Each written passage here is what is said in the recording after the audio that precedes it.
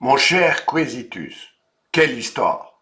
C'était plutôt bien parti, mais vers la fin, c'est devenu clairement gore. Et pourtant.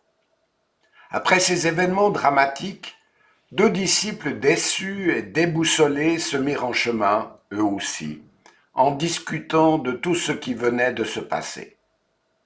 Un inconnu s'approcha d'eux et fit route avec eux en discutant en chemin. Il leur demanda de quoi ils parlaient ensemble. Es-tu le seul en séjour à Jérusalem qui ne sache pas ce qui est arrivé ces jours-ci? Quoi? Leur dit-il.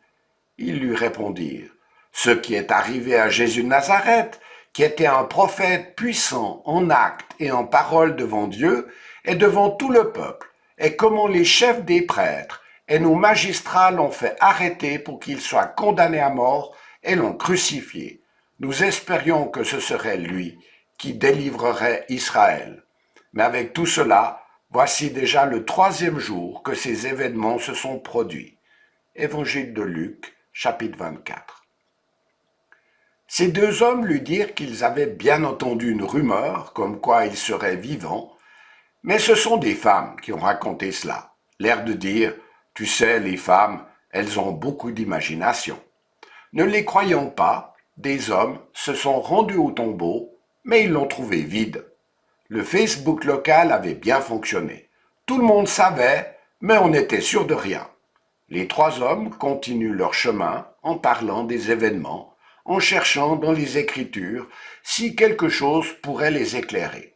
L'inconnu, lui, semble certain que oui, mais rien n'est si sûr, là encore. Approchant d'un village avec la nuit qui tombe, l'inconnu semble vouloir les quitter, ils le retiennent avec insistance. À table, selon l'usage, l'inconnu rompt le pain et prononce la prière de bénédiction. Alors leurs yeux s'ouvrirent et ils le reconnurent, mais il disparut de devant eux. Ils se dirent l'un à l'autre, « Notre cœur ne brûlait-il pas en nous lorsqu'il nous parlait en chemin et nous expliquait les Écritures ?» Ils se levèrent à ce moment même et retournèrent à Jérusalem. Quelle délicatesse de la part de Jésus! Quand il leur explique les Écritures en leur indiquant les passages où prophétiquement elles parlent de lui, leur cœur est touché. Mais ils ne comprennent rien et ne le reconnaissent pas. Comme quoi, la raison et la connaissance ne résolvent pas tout. Il y faut peut-être une expérience personnelle qui ouvre les yeux intérieurs. Quand ils approchent du village, Jésus fait mine de se séparer. Il ne souhaite pas s'imposer. Il désire être invité à entrer pour partager le repas. Au moment de la prière, quand les esprits cherchent à s'apaiser après cette journée éprouvante, quelque chose se passe. Jésus rompt le pain, signe fort du partage et de l'union des cœurs. À ce moment précis, leurs yeux s'ouvrent et ils le reconnaissent. C'est Jésus! À cet instant, il disparaît. Ont-ils appris pour la dernière soirée de Jésus avec le groupe des 12? Jésus prit du pain, et après avoir prononcé la prière de bénédiction, il le rompit et le leur donna en disant, « Prenez, mangez, ceci est mon corps. » Évangile de Marc, chapitre 13. À la fraction du pain, Jésus disparaît. Sa présence physique n'est plus nécessaire. Il est présent désormais dans leur cœur. Leur vie prend un nouveau tournant. La douleur s'est transformée en joie. La mort infamante est finalement une victoire. Plus rien ne sera désormais pareil.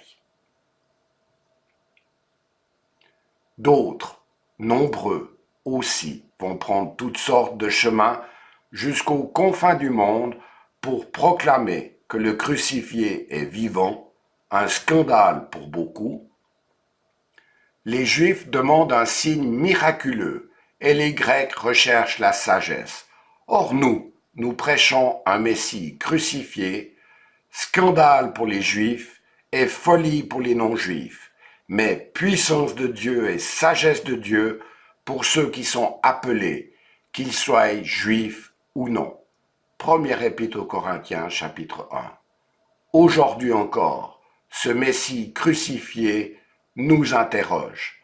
2000 ans après, entends-tu cette petite voix, mon cher Quesitus? Écoute bien, ne te dit-elle pas, vous savez où je vais, et vous en savez le chemin. Thomas lui dit, Seigneur, nous ne savons pas où tu vas. Comment pouvons-nous en savoir le chemin? Jésus lui dit, c'est moi qui suis le chemin, la vérité et la vie. On ne vient au Père qu'en passant par moi. Évangile de Jean, chapitre 14.